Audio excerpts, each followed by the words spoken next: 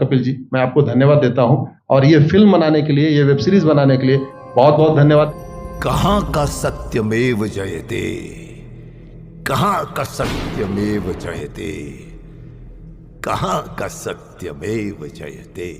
Supreme court के जजेस, high court के जजेस जरूर इसको देखें और आत्मचिंतन करें कि भारत की न्याय प्रणाली कहां पहुंच गई है।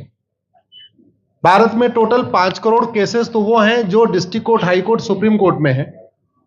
इसका मतलब 5 करोड़ परिवार न्याय की आशा में बैठा हुआ है।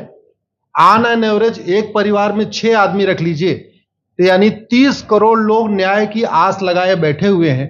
30 करोड़ का मतलब एक अमेरिका, 30 करोड़ का मतलब 15 ऑस्ट्रेलिया, 30 करोड़ का मतलब 7 कनाडा, 30 करोड़ का मतलब 1.5 ब्राजील। इतने लोग भारत में न्याय की आस में बैठे हुए हैं। और ये 5 करोड़ केस तो वो हैं जो district court, high court, supreme court में है।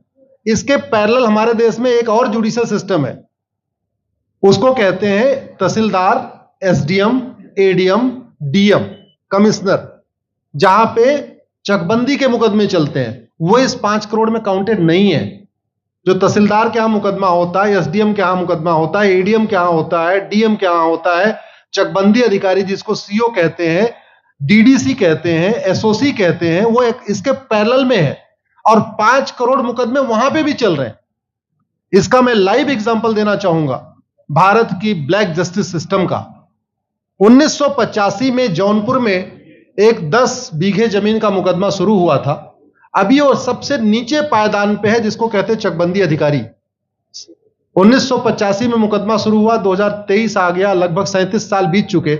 37 साल में यह नहीं तय हो पाया कि असली विल कौन सी है। 2 लोगों ने क्लेम किया, वो कह रहे हैं मुझे विल मिली है, वो कह रहे हैं मुझे विल मिली है। 37 साल में यह नहीं डिसाइड हो पाया असली विल किसकी है। अगर मान लीजिए आज डिसाइड हो जाए तो सीओ के बाद एसओसी, एसओसी के बाद डीडीसी, डीडीसी के बाद हाई कोर्ट, हाई कोर्ट के बाद सुप्रीम कोर्ट, यानी अभी 35 साल और लगेगा, 70 साल लगेगा। सेकंड जनरेशन मुकदमा लड़ रही है, ऑलरेडी सेकंड जनरेशन मुकदमा लड़ रही है और इसी स्पीड से काम हुआ तो मुझे लगता है थर्ड जनरेशन आके मुकदमा तब जाके सुप्रीम कोर्ट पहुंचेगा। दूसरा एग्जांपल, एक ग्लेरिंग एग्जांपल आपको देता हूं। 1971 के वॉर में पाकिस्तान में बम फेंकने वाले, पाकिस्तान के फौजियों के बहुत सारे बैंकर तोड़ने वाले एक कर्नल कबोत्रा है, पंचकुला में रहते हैं। दुश्मनों को उन्होंने दांत तोड़ दिए। आज 2000 से उनके मकान पे किसी ने कब्जा किया हुआ है, 2023 आ चुका है।